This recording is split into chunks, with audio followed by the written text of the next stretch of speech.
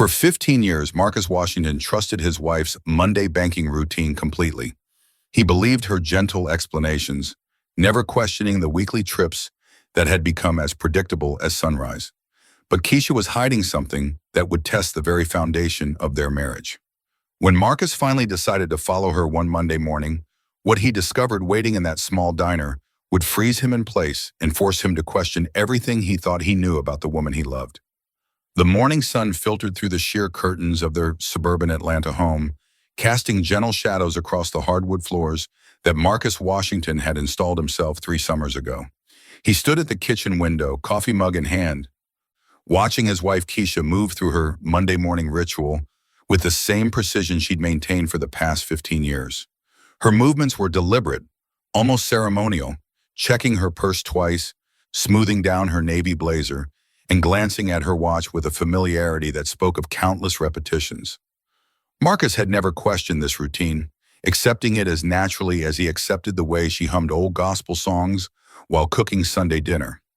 At 42, Marcus carried himself with the quiet confidence of a man who had built his reputation brick by brick, literally and figuratively. His construction engineering firm specialized in sustainable housing projects throughout the greater Atlanta area, a business that had grown steadily over the past decade. The calloused hands that now wrapped around his coffee mug were the same ones that had sketched blueprints late into the night, determined to create something lasting for his family. Keisha often teased him about his perfectionist streak, the way he measured twice and cut once in everything from kitchen renovations to family vacation plans.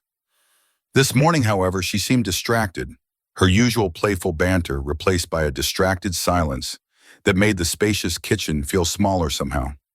Keisha worked as a claims supervisor at Peachtree Insurance, a position she'd held for 8 years after working her way up from a junior adjuster role. At 38, she possessed an analytical mind that could dissect complex insurance claims with surgical precision. Yet she approached her family life with a warmth that made their house feel like a true home. She had always been the family's financial manager, handling everything from mortgage payments to the children's college savings accounts with meticulous care. Marcus appreciated this arrangement, trusting her judgment implicitly when it came to their household finances. It allowed him to focus on growing his business while knowing their personal affairs were in capable hands. Their daughter Jasmine, 16 and radiating the confident energy of someone who knew exactly where she was headed, sat at the kitchen island finishing her AP chemistry homework. She had inherited her father's methodical nature and her mother's sharp intelligence, a combination that had earned her a spot on the honor roll every semester since middle school. Her younger brother Malik, 13 and still growing into his lanky frame, rushed through his breakfast while simultaneously reviewing notes for a history test. The boy possessed an insatiable curiosity about the world, constantly asking questions that kept both parents on their intellectual toes. These morning scenes had become the foundation of their family life, controlled chaos seasoned with love and punctuated by the kind of gentle teasing that only comes from years of shared experience. Marcus noticed something different in Keisha's demeanor as she prepared to leave for her weekly banking errand.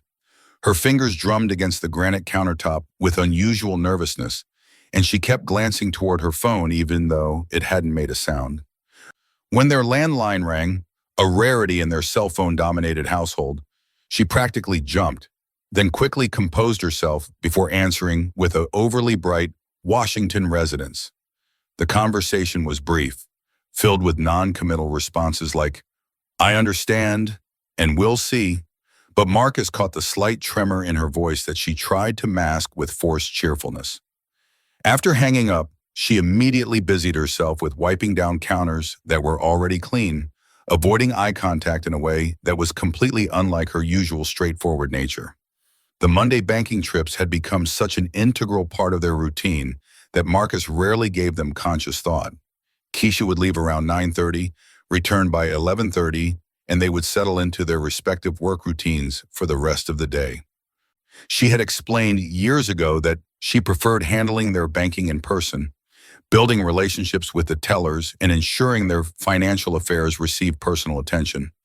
It seemed reasonable, even admirable, in an increasingly digital world where human connection was becoming rare. Marcus respected her old-fashioned approach to financial management, seeing it as another expression of the careful, thoughtful way she approached every aspect of their lives. But lately, subtle changes had begun to creep into this familiar pattern. Keisha had become increasingly protective of their mail, intercepting bank statements and credit card bills before Marcus could glance at them. When he mentioned wanting to review their quarterly investment summaries, she would deflect with promises to go over everything later that somehow never materialized. The monthly budget discussions they used to have over dinner had gradually disappeared, replaced by Keisha's assurances that everything is under control whenever money topics arose. These shifts were so gradual, so carefully managed, that Marcus had barely noticed them individually. Only now, watching her unusual nervousness, did he begin to see them as pieces of a larger puzzle he couldn't quite comprehend. As Keisha gathered her purse and car keys, she paused at the kitchen doorway, looking back at her family with an expression Marcus couldn't quite read. There was love there, certainly, but also something that looked almost like regret or perhaps resignation. She lingered for just a moment longer than usual, as if memorizing the scene, before forcing her familiar smile back into place. "I'll be back in a couple of hours," she said, her voice carrying the same words she'd spoken countless Mondays before. Yet somehow they sounded different this time. Marcus nodded absently, already mentally shifting toward his own day's responsibilities, unaware that this particular Monday would mark the beginning of the end of everything he thought he knew about his marriage. The front door closed with its usual soft click, followed by the sound of Keisha's car backing out of their driveway. Marcus remained at the kitchen window, watching her silver Honda Accord disappear around the corner, carrying with it secrets that had been carefully protected for 15 years. The morning sunshine continued to stream through the windows, illuminating a kitchen that looked exactly the same as it had every Monday for the past decade and a half, yet somehow everything felt different now. Perhaps it was the way Keisha's shoulders had seemed to carry an invisible weight, or the fact that she'd forgotten to kiss him goodbye for the first time in recent memory. Whatever it was, Marcus found himself standing at that window long after her car had disappeared, his coffee growing cold in his hands, staring at an empty street that suddenly felt full of unanswered questions. The first sign that something had shifted in their carefully balanced world came on a Thursday evening in late September, when Marcus discovered a stack of overdue notices buried beneath a pile of grocery store circulars on Keisha's desk. The electric bill, typically paid with clockwork precision, bore a bright red final notice stamp that seemed to mock their middle-class stability. When he brought it to Keisha's attention, expecting a simple explanation about an overlooked due date, her reaction was anything but simple. Her face drained of color, and she snatched the envelope from his hands with a defensive quickness that spoke of deeper anxieties. "I'll handle it tomorrow," she said, her voice pitched higher than normal, avoiding his eyes as she tucked the notice into her purse with trembling fingers. Their monthly budget meetings, once a cornerstone of their financial partnership, had gradually evaporated over the past year without Marcus fully registering their absence. What had once been collaborative discussions over coffee and spreadsheets had been replaced by Keisha's increasingly vague assurances that everything was under control.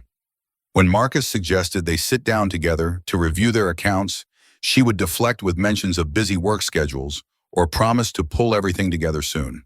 These deflections came wrapped in her familiar warmth, making them easy to dismiss as temporary stress rather than deliberate avoidance. But as autumn deepened and their conversations about money became increasingly one-sided, Marcus began to feel like a stranger in his own financial life. The changes in their spending patterns emerged like pieces of a puzzle he couldn't quite solve.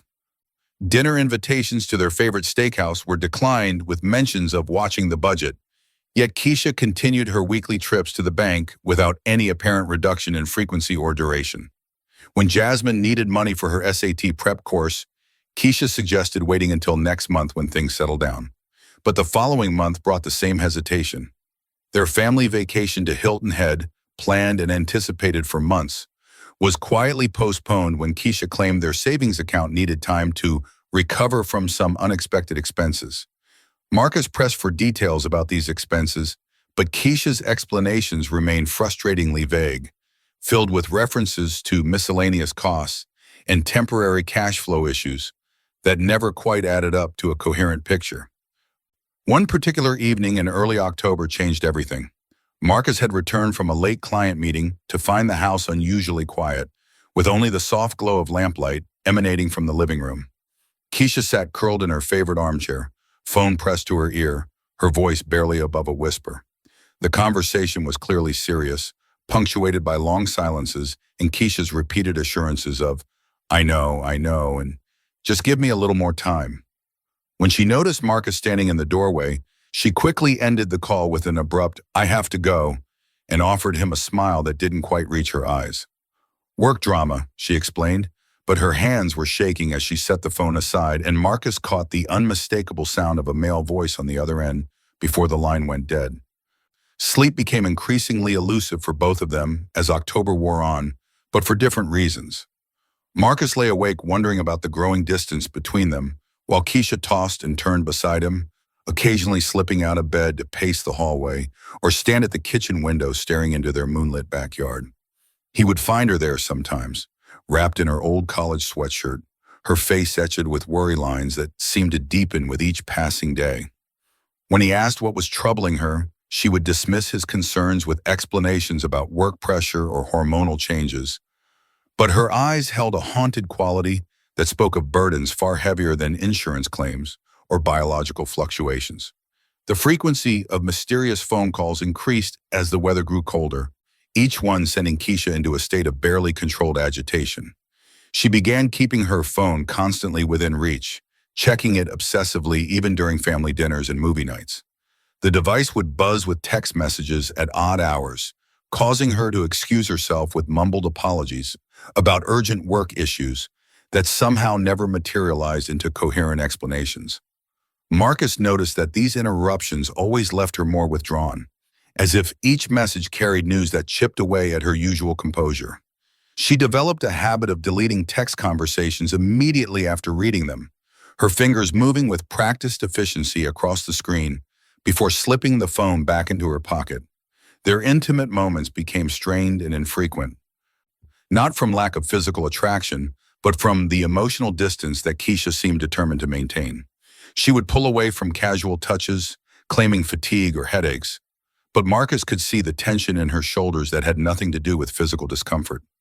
Conversations that once flowed easily between them now felt forced and superficial, as if she were performing the role of a contented wife rather than actually being one.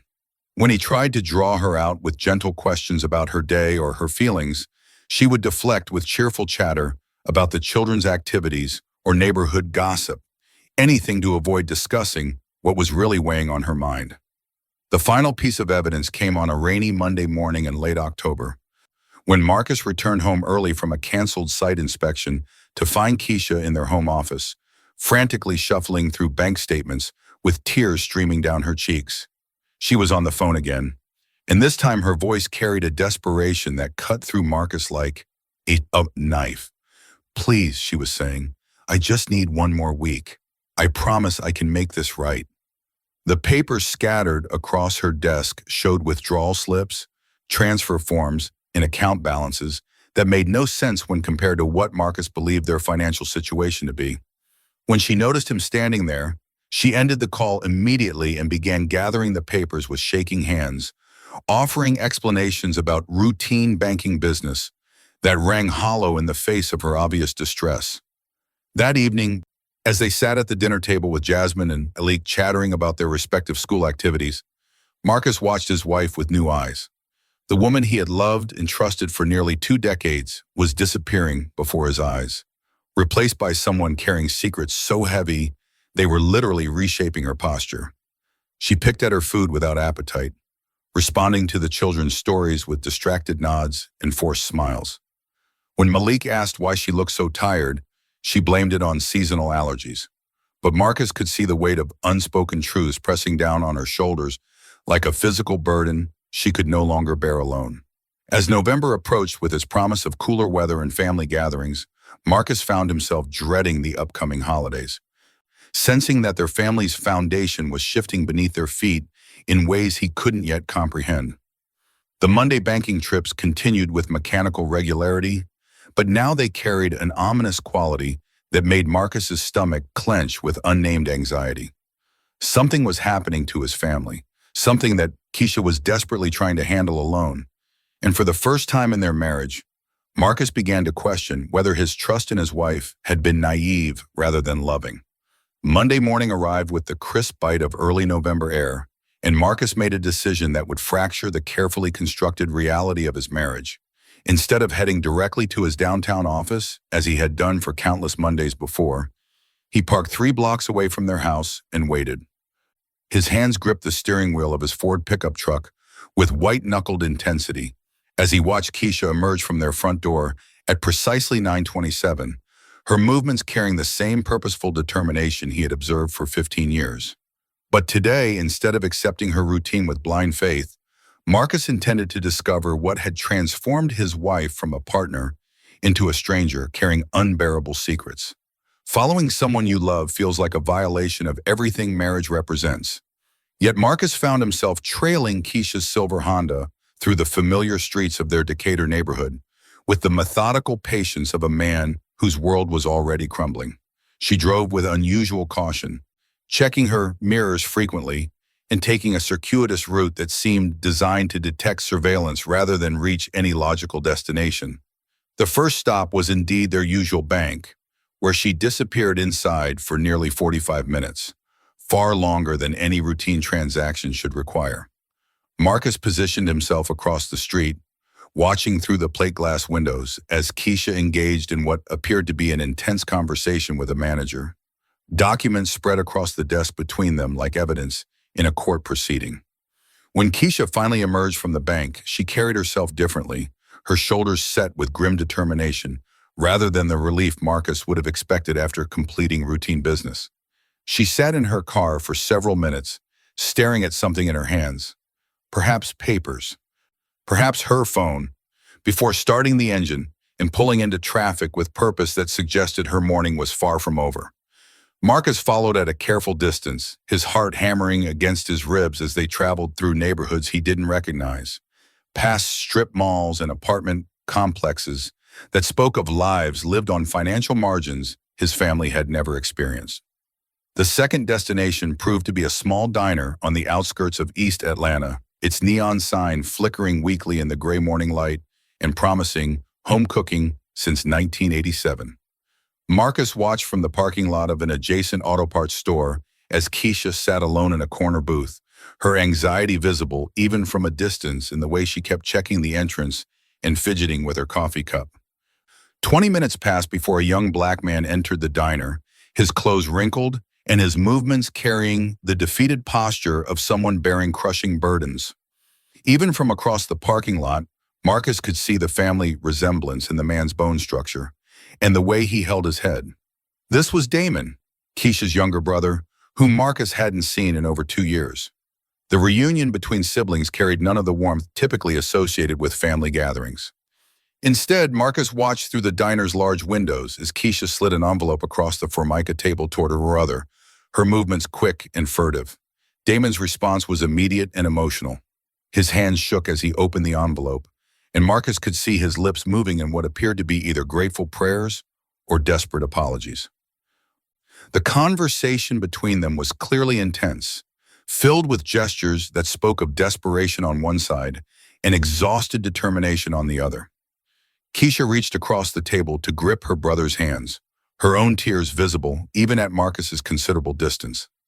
Unable to remain a passive observer any longer, Marcus left his truck and approached the diner, using the lunch crowd as cover to position himself near a window where he could hear fragments of their conversation. What he heard made his blood run cold with understanding and rage in equal measure. "They came to my apartment again last night," Damon was saying, his voice barely controlled. "Said if I don't come up with the rest by Friday, they're gonna hurt Lisa and the baby. These ain't people who make empty threats, Keisha. I seen what they do to folks who can't pay."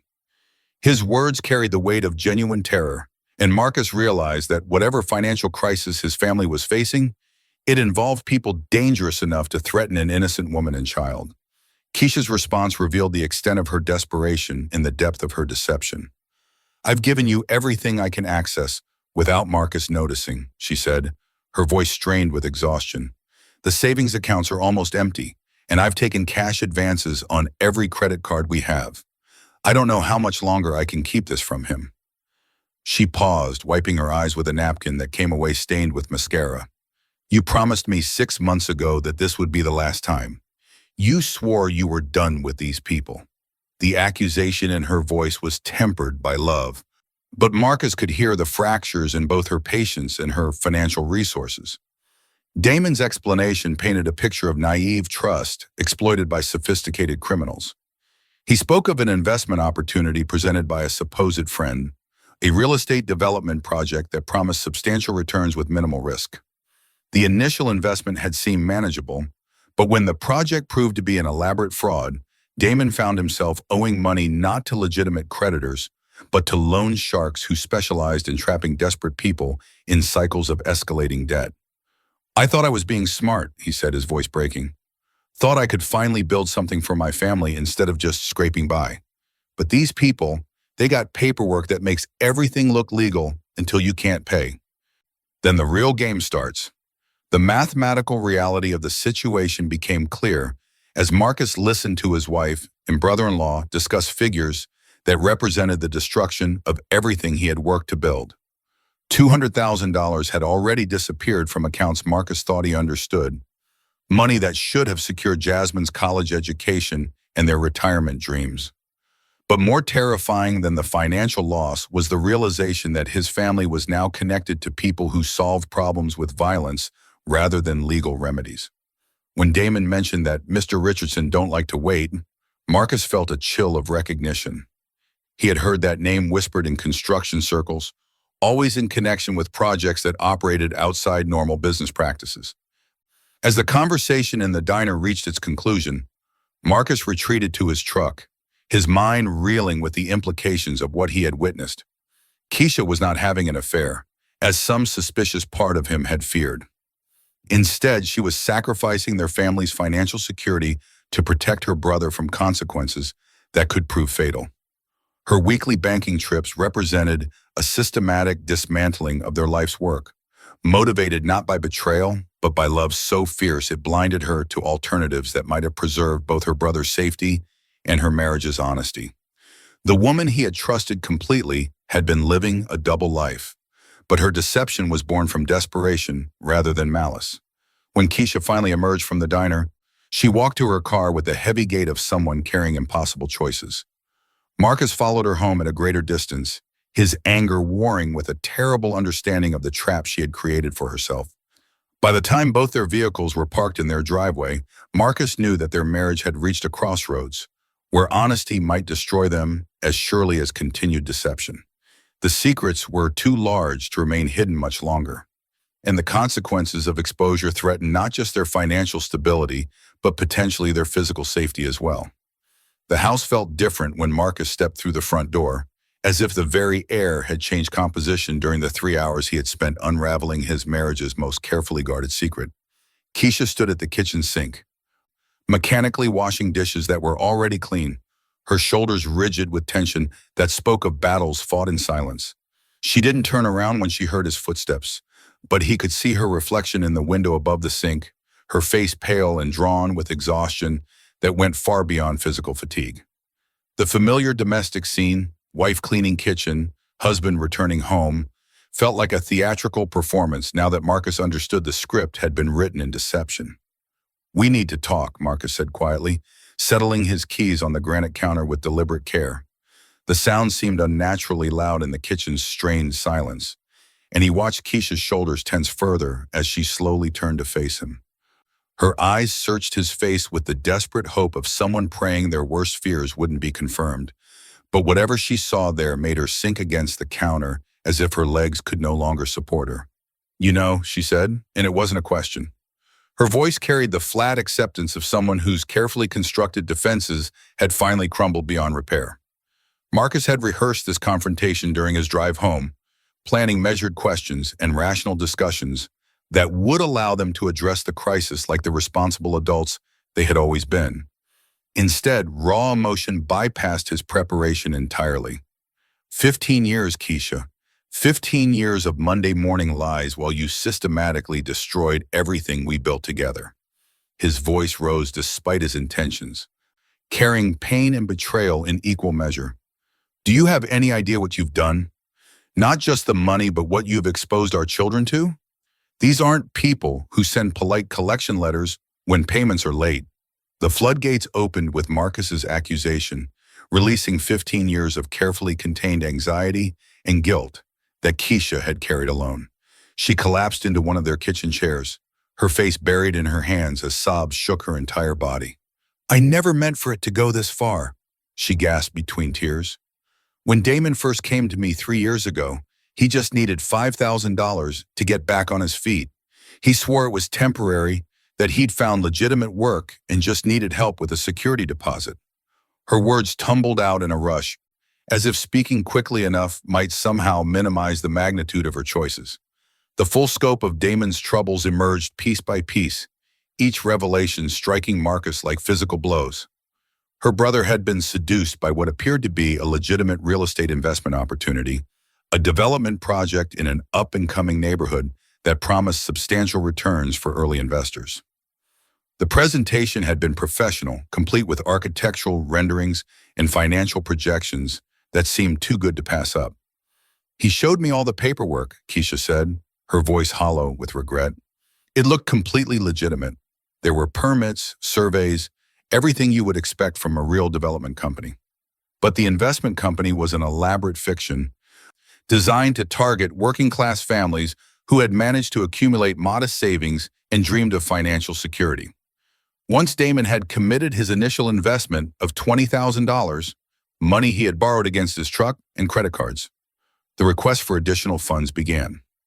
First came unexpected permit fees, then environmental assessments, followed by cost overruns that required immediate attention to avoid losing the entire investment. Each demand was accompanied by documentation that appeared official and deadlines that allowed no time for careful consideration. By the time we realized it was a scam, he was in for $60,000 and the company had disappeared, Keisha continued, her words barely audible. But then these other people showed up, claiming they had bought Damon's debt from the original investors.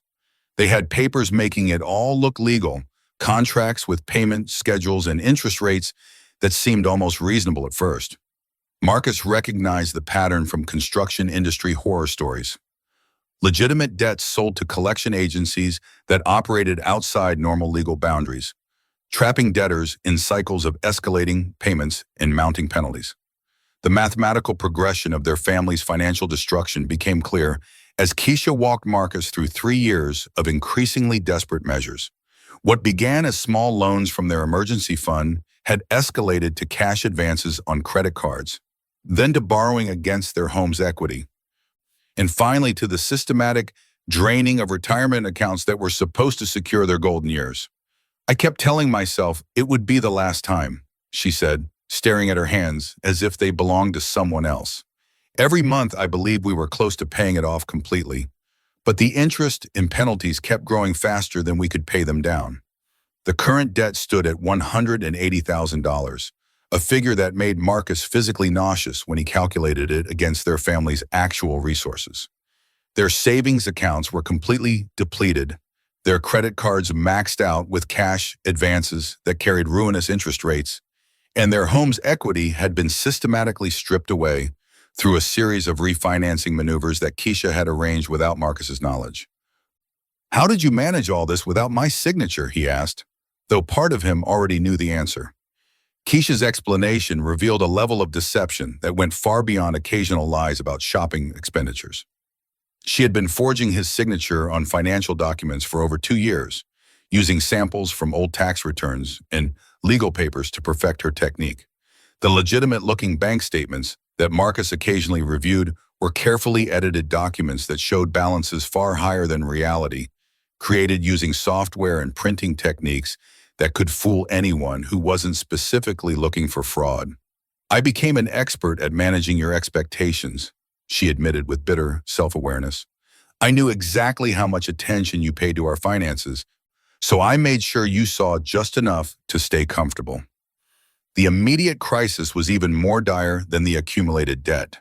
The people currently collecting on Damon's obligation weren't content to wait for monthly payments or negotiate extended terms. They operated on threats and intimidation, making it clear that failure to meet their demands would result in consequences that extended beyond financial penalties. They know where he lives, where he works, where his girlfriend takes their baby to daycare, Keisha said, her voice breaking. Last week, they left pictures of Lisa and the baby on his windshield, just to prove they could get close anytime they wanted. As Keisha's confession reached its conclusion, Marcus heard footsteps on the stairs and realized their children had been home during this entire devastating conversation. Jasmine appeared in the kitchen doorway, her 16-year-old face etched with confusion and growing alarm as she took in her parents' obvious distress. "Mom, Dad, what's wrong?" she asked, her voice small and uncertain. Behind her, Malik's curious face peered around the doorframe, his 13-year-old mind clearly struggling to process the adult crisis unfolding in their kitchen. The sight of his children forced Marcus to confront the full implications of their situation. This wasn't just about money or even marriage. It was about the safety and security of two young people who trusted their parents to protect them from the world's dangers. How could he explain that their college funds had vanished, that their family home was mortgaged beyond reason, and that their mother's efforts to help her brother had potentially exposed them all to people who solved problems through violence? The weight of these questions settled on Marcus's shoulders like a physical burden, making him realize that his anger, however justified, was a luxury they could no longer afford. "Everything's going to be okay," Marcus told his children, surprised by how steady his voice sounded despite the chaos in his heart. "Your mother and I just need to work through some financial issues, but we'll figure it out together." Jasmine's skeptical expressions suggested she wasn't entirely convinced by his reassurance, but she nodded and shepherded her younger brother back upstairs, leaving their parents alone with the wreckage of their carefully constructed life. In the silence that followed their children's departure, Marcus looked at his wife, really looked at her, for the first time in months. The woman sitting across from him bore little resemblance to the confident, capable partner he had married 19 years ago. Stress had etched new lines around her eyes. Worry had stolen the natural curve from her smile, and the weight of her secrets had bent her shoulders into a permanent posture of defeat. Despite his anger and sense of betrayal, Marcus felt something unexpected stirring in his chest. Not forgiveness exactly, but recognition of the impossible position she had placed herself in, trying to save her brother while protecting her family from truths too dangerous to share. The week following their devastating confrontation stretched like a taut wire between Marcus and Keisha, each day bringing new discoveries about the depth of their financial ruin and the fragility of the trust they had built over 19 years of marriage. Marcus took to sleeping in the guest room, not out of spite, but because sharing a bed with someone who had systematically deceived him felt like an endorsement of behaviors he couldn't yet process. The physical distance was nothing compared to the emotional chasm that had opened between them, a space filled with unspoken accusations and defensive silences that made ordinary conversations feel like negotiations in a war zone. Their morning routines became exercises in careful choreography, each spouse timing their movements to minimize contact while maintaining the illusion of normalcy for their children's benefit. Marcus would rise early, brewing his coffee in the dim pre-dawn kitchen before retreating to his home office to review the wreckage of their financial portfolio. The numbers told a story of methodical destruction that made his engineering mind recoil in horror. Retirement accounts drained, college funds evaporated, and credit scores demolished by a series of desperate maneuvers that had bought temporary peace at the cost of their family's future security. Keisha's behavior during these tense days revealed the psychological toll of carrying such enormous secrets for so long. She moved through their house like a ghost haunting familiar territory, touching surfaces and straightening objects that didn't need adjustment, as if physical order could somehow restore the chaos she had created in their lives. Her appetite disappeared entirely, and Marcus would find untouched plates of food in the refrigerator, evidence of meals prepared but abandoned when the weight of her choices made swallowing impossible. The dark circles under her eyes spoke of nights spent staring at the ceiling, calculating and recalculating numbers that never improved no matter how many times she ran through them. The children sensed the shift in their family's dynamics with the intuitive awareness that teenagers possess for adult deceptions. Jasmine became increasingly withdrawn, spending more time in her room and declining social invitations that she would normally accept with enthusiasm.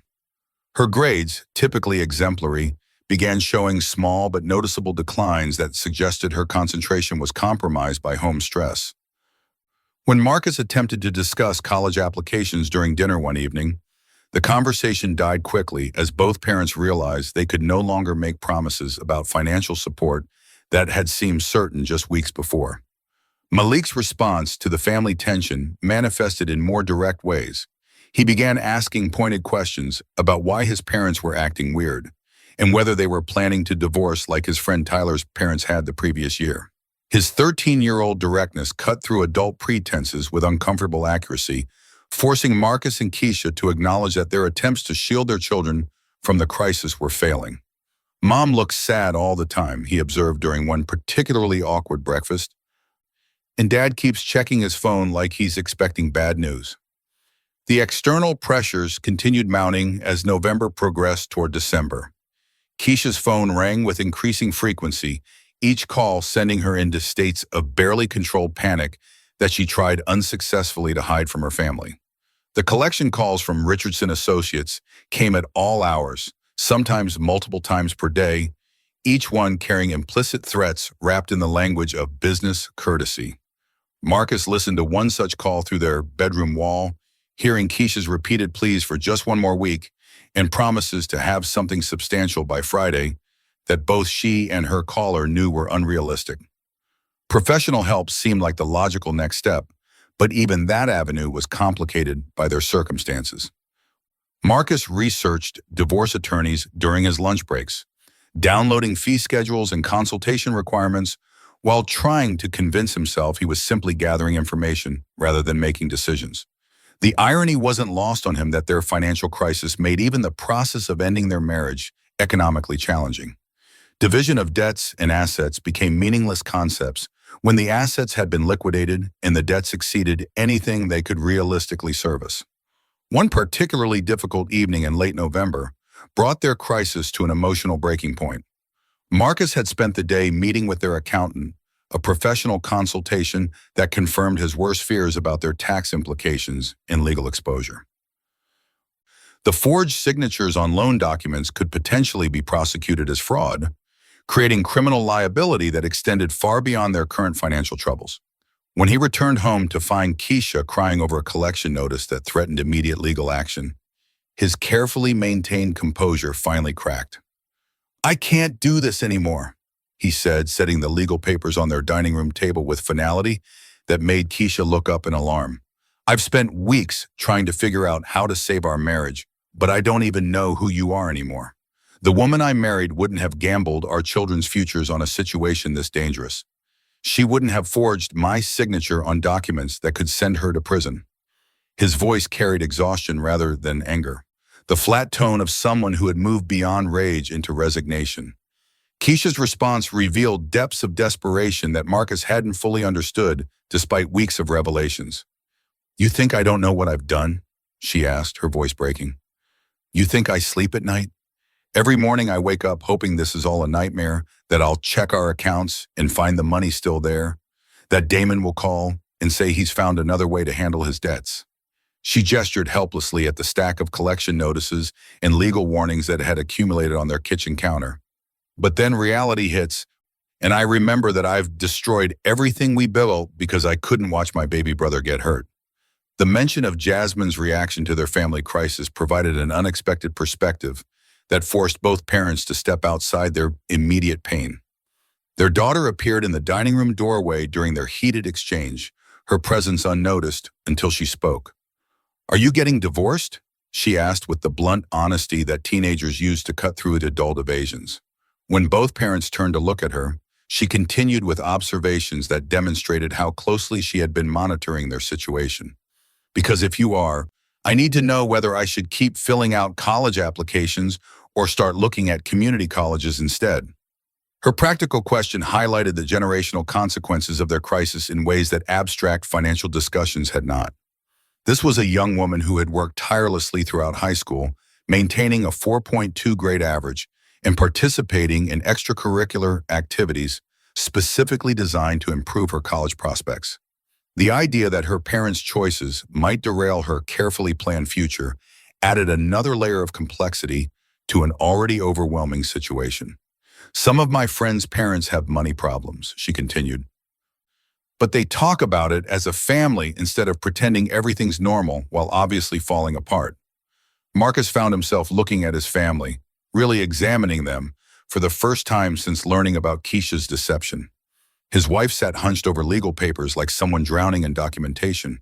His daughter stood in their doorway with premature adult wisdom born from watching her parents' marriage dissolve. And somewhere upstairs, his son was probably listening to every word while pretending to do homework. The destruction was complete, but for the first time in weeks, Marcus began to consider whether destruction might be the first step toward rebuilding, rather than the final chapter of their story together. That night, after Jasmine had returned to her room and Malik had finally fallen asleep, Marcus found himself standing outside the guest bedroom door with his hand on the knob. On the other side, he could hear Keisha moving around quietly, probably organizing papers or making lists in the obsessive way she approached problems that seemed too large to solve. For 19 years, they had faced challenges together, and despite everything that had happened, some part of him still believed that partnership might be stronger than the secrets that had nearly destroyed it. Marcus made the decision to meet Damon face-to-face on a Thursday morning in early December, driving through Atlanta's industrial district toward an address he had extracted from Keisha's carefully hidden contact information. The warehouse complex where Damon worked as a forklift operator looked exactly like what it was, a place where people with limited options came to earn honest wages while trying to rebuild lives damaged by poor choices or circumstances beyond their control. Marcus sat in his truck for several minutes before approaching the building, preparing himself to confront the young man whose troubles had systematically dismantled everything Marcus had spent 2 decades building. Damon Williams bore the family resemblance to his sister in the sharp angles of his cheekbones and the intelligent set of his eyes. But at 28, he carried himself with the defeated posture of someone much older. When Marcus approached him during his lunch break, Damon's initial reaction was defensive wariness that quickly transformed into something approaching relief when he realized he wouldn't have to maintain pretenses anymore. "I figured somebody would come looking for me eventually," he said, gesturing toward a picnic table in the warehouse's small break area. "Didn't think it would be Keisha's husband, though." The young man's living situation painted a picture of someone genuinely trying to escape his circumstances through legitimate means. Damon shared a cramped apartment with his girlfriend Lisa and their 8-month-old daughter Maya, working double shifts whenever possible to cover basic expenses and make minimum payments toward debts that seemed designed to increase faster than any working-class income could address them. "I ain't making excuses for what happened," he told Marcus, his hands wrapped around a thermos of coffee that had clearly been reheated multiple times. "But I want you to understand I never meant for my problems to become your family's problems." The investment scam that had destroyed both their families followed a pattern Marcus recognized from construction industry fraud, but refined for working-class victims who lacked the resources to conduct thorough due diligence. The initial contact had come through a coworker who claimed his cousin had made substantial profits in real estate development projects that needed small investors to get started. The presentation materials looked professional, complete with permits from city planning departments and architectural renderings that could have been legitimate if anyone had bothered to verify their authenticity with appropriate agencies. "They knew exactly what to say to somebody like me," Damon explained, his voice carrying the bitter wisdom of experience bought at enormous cost. "Talked about building wealth for the next generation, about getting in on the ground floor of neighborhood revitalization. Made it sound like I was being smart instead of desperate. The initial investment of $20,000 represented every penny Damon had managed to save over 5 years of careful budgeting and sacrifice, money that was supposed to provide security for his growing family. The escalation from legitimate investment to criminal exploitation had been gradual and expertly managed. When the development project encountered its first unexpected complications, investors were offered the opportunity to protect their initial investments by contributing additional funds for permit expediting and environmental remediation. Each request was accompanied by documentation that appeared official and deadlines that created artificial urgency, preventing investors from conducting research that would have exposed the fraud. By the time I realized something was wrong, they had me for 60,000, Damon continued, his voice barely audible above the industrial noise filtering through the warehouse windows. That's when the original investment company disappeared, and these collection people showed up with papers saying they had bought my debt legally. Marcus felt his stomach clench as he recognized the sophisticated nature of the operation. Legitimate debts sold to collection agencies that operated outside normal regulatory oversight, creating situations where victims had no legal recourse against increasingly aggressive collection tactics.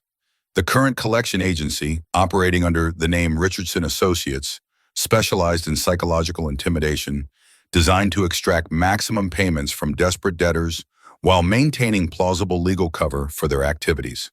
Their tactics included showing up at workplaces to embarrass debtors in front of supervisors, visiting family members to discuss inherited obligations, and conducting surveillance that was technically legal, but designed to create fear for personal safety. They know where Lisa works, where we take the baby for checkups. What time I get off work every day, Damon said, his hands shaking as he described the systematic invasion of his family's privacy. The threats against Lisa and baby Maya represented an escalation that crossed lines from financial pressure into personal danger.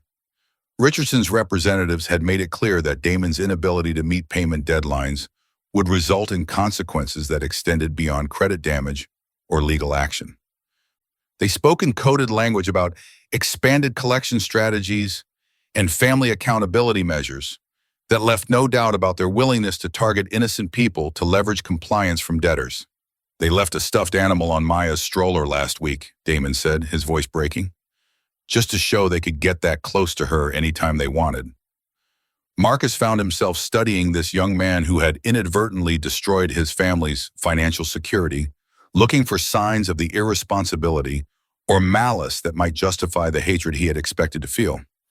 Instead, he saw someone trapped in circumstances that combined genuine victimization with poor judgment, a working-class father who had wanted to provide better opportunities for his child and instead had exposed everyone he loved to sophisticated predators.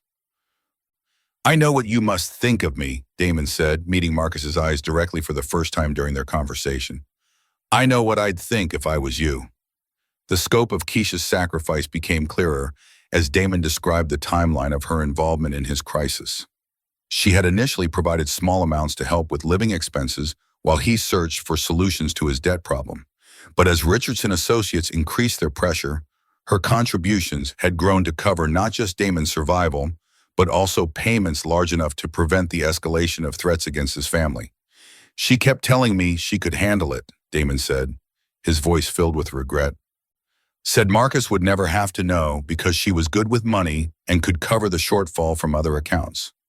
The mathematical reality of their situation was even grimmer than Marcus had understood from Keisha's confession. Damon's current debt to Richardson Associates stood at $170,000, but the payment structure was designed to ensure that number never decreased, regardless of how much money was actually paid toward it. Interest rates that weren't technically usurious, but functioned as such, penalty fees for late payments that were applied retroactively, and collection costs that increased with each contact created a spiral that no working-class income could escape. "I've been trying to find legal help," Damon continued, pulling a folder of papers from his work locker that documented months of unsuccessful attempts to find assistance through legitimate channels. "But these people are too smart to break laws in ways that prosecutors care about. They stay just inside the lines while making sure everybody knows they could step outside them anytime they choose." The folder contained letters from legal aid organizations explaining that collection harassment didn't rise to the level of criminal threat, contact information for bankruptcy attorneys whose fees were beyond Damon's reach, and documentation of debts that appeared legitimate enough to frustrate attempts at legal challenge.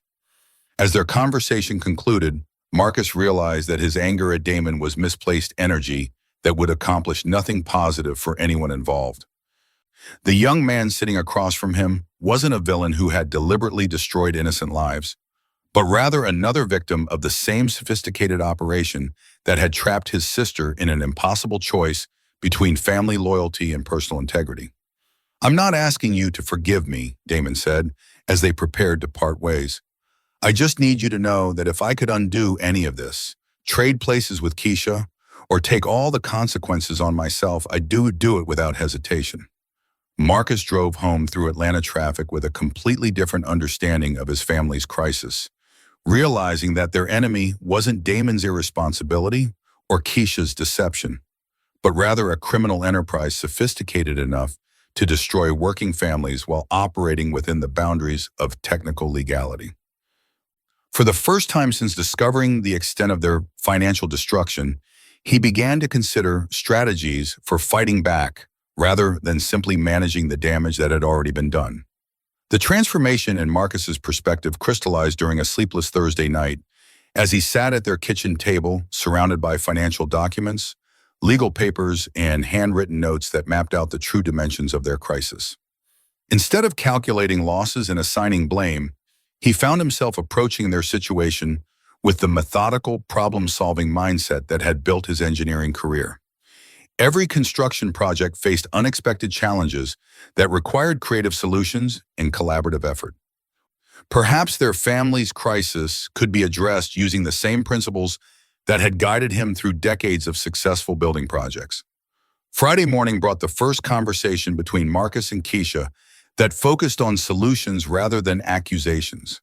She entered the kitchen to find him already dressed for work, but instead of the distant politeness that had characterized their recent interactions, his demeanor carried purposeful energy that immediately captured her attention. "We need to talk about fighting back," he said without preamble, gesturing toward the chair across from him. "I've spent the week learning about Richardson Associates, and I think there might be ways to challenge them that Damon hasn't explored yet." The research Marcus had conducted during his lunch breaks and evening hours revealed a pattern of complaints against Richardson Associates that suggested their operation, while technically legal, operated in gray areas that might be vulnerable to coordinated legal pressure. Consumer protection agencies had received numerous complaints about their collection tactics, but individual cases lacked the documentation and legal representation necessary to trigger serious investigation. "What if we approach this differently?" Marcus asked, spreading printouts of federal regulations across their table. "Instead of trying to pay our way out of an impossible situation, what if we build a case that exposes their entire operation?"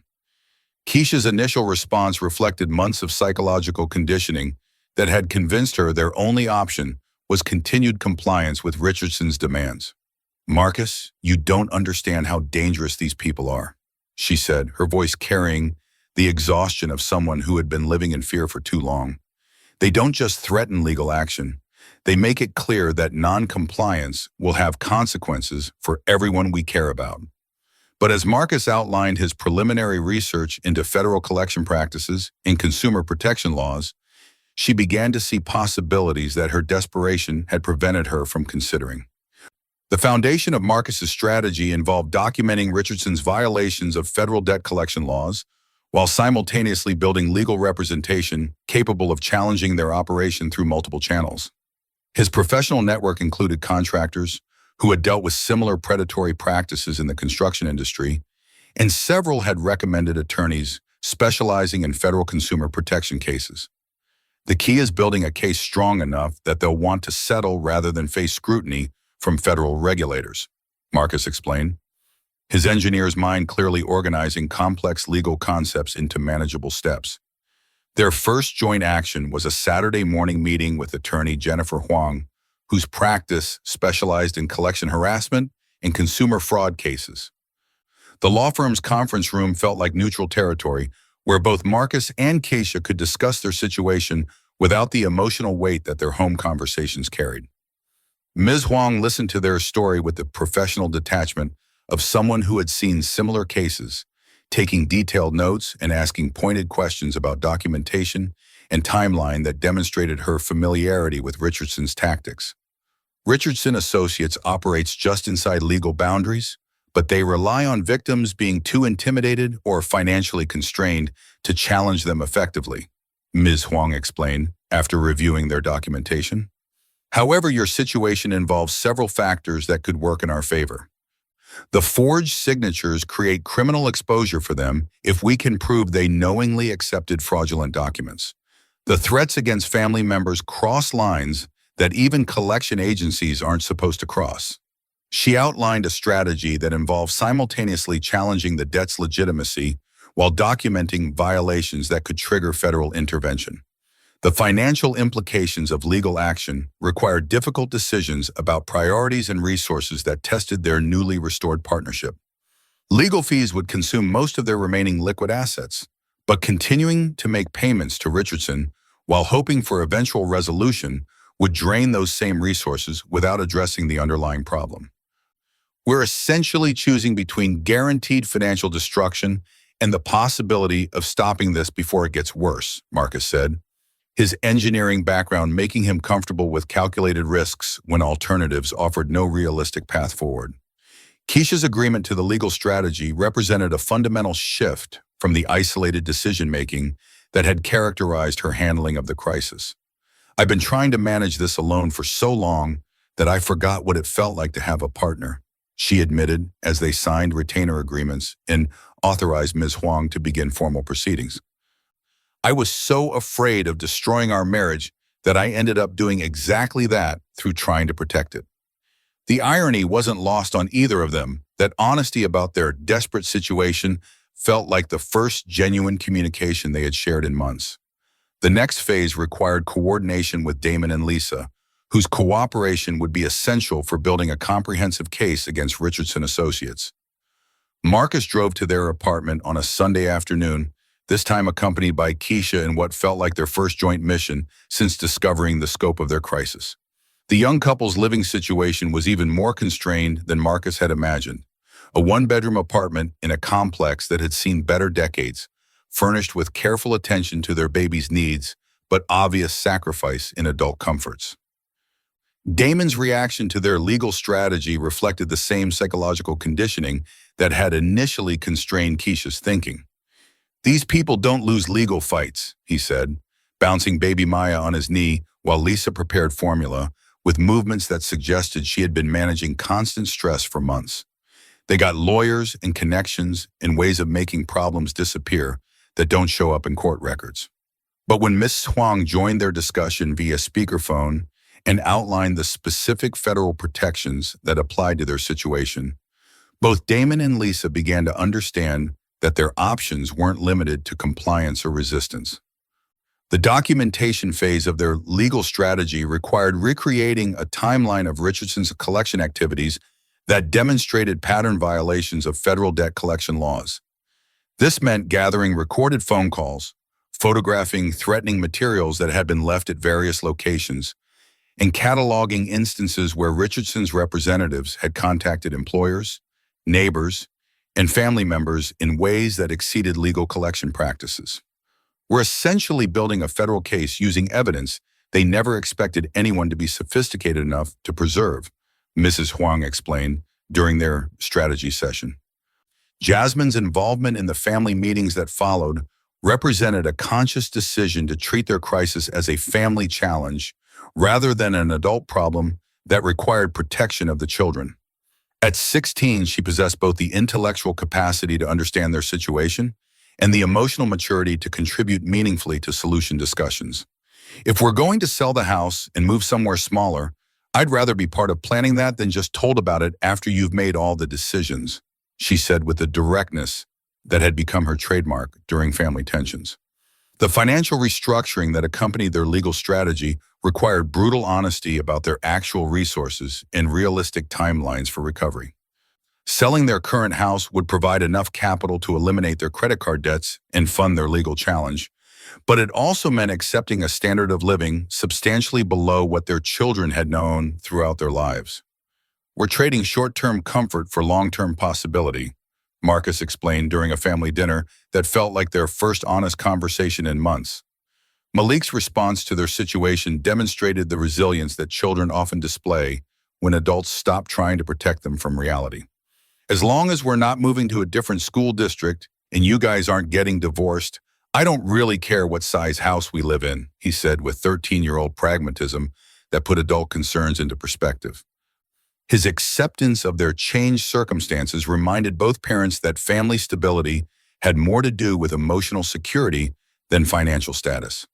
By the end of December, their coordinated legal and financial strategy was beginning to show preliminary results. Richardson Associates had responded to Ms. Huang's initial inquiries with uncharacteristic defensiveness, suggesting their operation was indeed vulnerable to the type of coordinated challenge they were mounting. They're used to dealing with individual debtors who can't afford effective representation, Ms. Huang reported during their weekly update meeting. Having to respond to federal complaints while defending their practices in court isn't their preferred operating environment. 6 months later, Marcus stood in the compact kitchen of their new townhouse in Stone Mountain, watching the morning sun filter through windows that were smaller but somehow brighter than those in their previous home. The space required different furniture arrangements and more thoughtful use of storage, but it carried none of the oppressive weight of financial secrets that had haunted their old house. Keisha moved efficiently between counter and stove, preparing breakfast for a family that had learned to find satisfaction in simpler pleasures. Her movements no longer shadowed by the anxiety that had defined her for so many years. The legal victory against Richardson Associates had unfolded gradually through spring, each court filing and regulatory complaint building pressure on an operation that thrived only when victims remained isolated and uninformed. Jennifer Huang's strategy proved devastatingly effective once federal investigators began examining Richardson's practices with the thoroughness that individual debtors could never afford. They were so accustomed to intimidating people into compliance that they never developed legitimate business practices, she had explained during their celebration dinner at a modest restaurant near the courthouse. Once we forced them to operate under actual legal scrutiny, their entire model collapsed. Damon's transformation from desperate debtor to key witness in a federal consumer protection case represented the most dramatic change in their extended family's circumstances.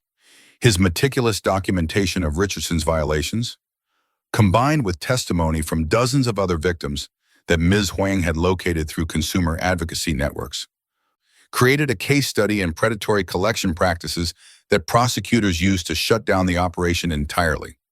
The financial recovery was substantial, not complete restitution, but enough to eliminate the crushing debt burden that had dominated his life for 3 years. The warehouse job that had represented survival during his darkest period evolved into supervisory responsibilities that reflected both his natural intelligence and the confidence that came from no longer living in constant fear. Turns out I'm pretty good at managing logistics when I'm not spending all my energy worrying about my family's safety, he told Marcus during one of their monthly dinners together, occasions that had become treasured traditions rather than crisis meetings. His relationship with Lisa had strengthened through shared adversity, and baby Maya was thriving in an environment where her parents could focus on nurturing rather than mere survival. Jasmine's college preparations proceeded with renewed energy, her academic focus sharpened, rather than derailed by their family's temporary financial constraints. The scholarship applications that had once seemed like backup plans became primary strategies, leading to financial aid packages that would have been unnecessary before their crisis but now represented smart planning regardless of their resources. I learned more about personal finance during our family meetings this year than I would have in any economics class, she reflected, while reviewing acceptance letters from 3 universities that offered full academic scholarships. Their daughter's perspective on their experience carried wisdom that surprised both parents. I used to think having money meant being secure, she said during a family discussion about her college choices. But watching you guys almost get divorced over financial stress, then work together to fix an impossible situation, taught me that security comes from being honest with people you love. Her matter-of-fact analysis of their ordeal reflected the emotional maturity that often emerges when teenagers are treated as capable participants rather than problems to be managed. Malik had adjusted to their changed circumstances with the adaptability that characterized his personality, finding advantages in their smaller living space that adult perspectives had overlooked. It's actually better for homework because there aren't as many places to avoid studying, he observed with 13-year-old logic that made his parents laugh while recognizing the truth in his statement. His friendships remained unchanged, suggesting that childhood social dynamics were less dependent on family economics than adults often assumed. The marriage counseling sessions that had begun as crisis intervention evolved into ongoing tools for maintaining the communication patterns that had emerged from their ordeal. "We learned to talk about money the hard way," Keisha acknowledged during one session. "But maybe we needed that shock to break habits we didn't even realize we had developed." The weekly appointments became monthly check-ins, then quarterly sessions that felt more like preventive maintenance than emergency repairs. Financial transparency had replaced the protective secrecy that nearly destroyed their partnership. Their new banking arrangements included shared online access to all accounts, weekly budget reviews, and monthly discussions about long-term planning that involved both spouses equally. It took me a while to realize that protecting Marcus from stressful information was actually a form of controlling the relationship, Keisha admitted during one conversation that would have been impossible during their crisis period. The construction business had thrived during their personal upheaval, partly because Marcus's focused attention on work provided emotional refuge during their darkest months. Several major projects completed during the spring established his firm's reputation for complex residential developments, leading to contracts that would restore their financial stability within 2 years, rather than the 5-year timeline they had initially projected. Sometimes personal crisis forces professional growth in ways that comfort never could, he reflected while reviewing quarterly earnings that exceeded his most optimistic projections. Their new neighborhood fostered relationships based on current realities rather than previous status, creating friendships with families who shared similar values about financial responsibility and community involvement. Block parties and holiday gatherings felt more authentic than the elaborate entertaining they had engaged in when image maintenance seemed important. "We discovered that we actually prefer people who care more about conversation than catering," Keisha observed after hosting their first successful dinner party in the smaller dining space. The summer evening when they finally celebrated being completely debt-free marked not just financial recovery, but the completion of their evolution from a family that avoided difficult conversations to one that tackled challenges through collaborative problem-solving. Marcus grilled hamburgers on their small patio, while Keisha and the children played board games that would have been ignored during their busier, more materialistic previous life. The satisfaction of simple pleasures felt more substantial than the expensive entertainments they had once considered necessary for family happiness.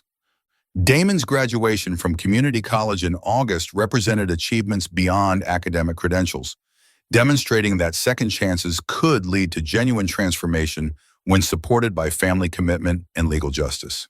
His associate degree in business management opened doors to opportunities that his criminal record had previously closed, and his wedding to Lisa in September celebrated love that had survived their worst fears about the future. "Sometimes the best thing that can happen to a family is discovering they're stronger than they thought," he said during his wedding toast. Words that brought tears to everyone who understood their full meaning. As autumn arrived with its promise of new beginnings, Marcus and Keisha found themselves planning for futures that looked different from their original dreams but somehow more authentic to their actual values. The children were thriving, their marriage had been strengthened by surviving its greatest test, and their extended family had learned that facing truth together was more powerful than maintaining comfortable illusions alone. Monday mornings no longer carried the weight of secrets, and the sound of Keisha starting her car held no mysteries that could threaten everything they had rebuilt together. Monday morning arrived with November's crisp promise of winter, and Marcus found himself standing at their new kitchen window with the same ritual cup of coffee, but everything else had changed in ways that made the familiar gesture feel like rediscovering a forgotten pleasure. Keisha moved through their morning routine with purposeful calm, checking her purse and smoothing her jacket with movements that carried none of the desperate secrecy that had once defined these moments. Today marked exactly 1 year since that devastating confrontation that had shattered their marriage's foundation. Yet somehow this anniversary felt more like a celebration than a memorial. "Ready for another exciting day of completely transparent banking?" Keisha asked with the gentle humor that had gradually returned to their conversations over the past months. Her weekly errands now included Marcus when schedules permitted, not because trust required surveillance, but because partnership had become a source of mutual enjoyment rather than a burden to be managed separately.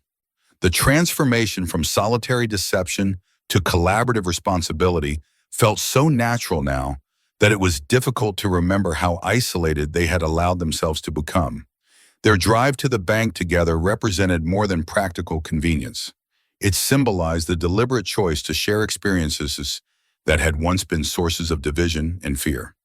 Marcus waited in the car while Keisha conducted their routine business, reading construction industry newsletters, and occasionally glancing up to see her chatting with tellers who knew their family's story and respected their journey back from financial disaster. When she returned with deposit slips and account summaries that would be reviewed together over dinner, her smile carried satisfaction rather than the exhausted relief that had once characterized these moments.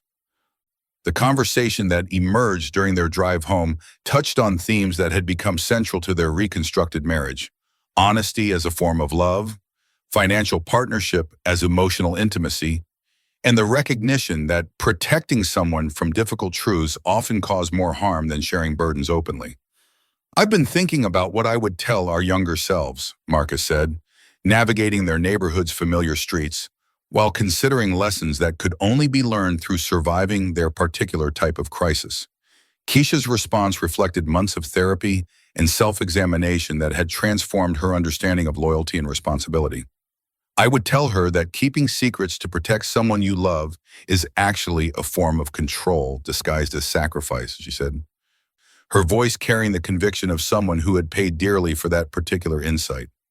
"Real love requires trusting the other person to handle difficult information and make their own choices about how to respond."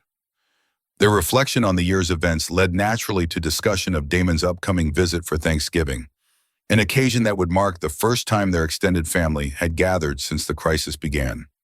His transformation from desperate debtor to thriving young father represented possibilities for redemption and growth that none of them had imagined during their darkest months. "He's bringing copies of his transcripts from his bachelor's program," Keisha mentioned with obvious pride. "Says he wants to show Marcus that second chances can lead to genuine achievement when they are built on honest foundations." The children's perspectives on their family's ordeal had evolved in ways that demonstrated emotional wisdom beyond their years. Jasmine's college application essays had explored themes of resilience and integrity that impressed admissions committees while helping her process her own experiences with family crisis and recovery. She told me yesterday that she's grateful for what happened because it taught her that love isn't about maintaining perfect circumstances, but about working through imperfect ones together, Keisha shared, her voice reflecting wonder at their daughter's insights. Malik's pragmatic acceptance of their changed lifestyle had become a source of gentle guidance for his parents when they occasionally worried about depriving their children of material advantages. "He keeps reminding us that security isn't about having the biggest house on the block, but about knowing your family will face whatever comes together," Marcus observed, recognizing 12-year-old wisdom that had emerged from watching adults handle crisis with integrity rather than denial. The financial planning conversations that had once been sources of tension now felt like collaborative puzzles that engaged both their minds in constructive ways. Their monthly budget reviews included long-term goal setting that balanced practical necessities with carefully chosen pleasures. And their investment decisions were made through thorough discussion, rather than individual assumptions about shared priorities. "We're actually better at money now than we were when we had more of it," Keisha observed with the irony that often characterized their reflections on lessons learned through adversity. As they pulled into their driveway, Marcus realized that their story had become something neither of them could have written individually, a testament to the possibility of rebuilding trust after devastating betrayal, finding strength through vulnerability, and discovering that some forms of wealth could only be created through surviving poverty together. The house that had once felt like a step down now represented conscious choices about what truly mattered to their family's happiness and security. Their evening routine unfolded with the comfortable rhythms that characterized their reconstructed life together. Homework supervision, dinner preparation, and bedtime stories were shared responsibilities that felt more precious for having nearly been lost entirely. When Keisha mentioned casually that she was considering a promotion opportunity that would require occasional travel, Marcus's immediate response was encouragement rather than suspicion. a small moment that demonstrated how completely their foundation of trust had been rebuilt. "You know what I've learned?" Marcus asked as they turned off the kitchen lights and prepared to head upstairs together. A ritual that still felt like a daily miracle after months of sleeping in separate rooms. "I learned that marriage isn't about finding someone you'll never have problems with. It's about finding someone whose problems you're willing to solve together, even when the solution requires changing everything you thought you knew about your life." Keisha's final words of the evening carried the weight of a year's worth of growth and redemption. Spoken softly as they climbed stairs that led to a bedroom they shared again with genuine intimacy rather than mere proximity. The best thing about almost losing everything is discovering that what really matters can't actually be taken away as long as you're willing to fight for it together. As Monday morning faded into memory, they both understood that some lessons could only be learned by walking through darkness and choosing to find light on the other side.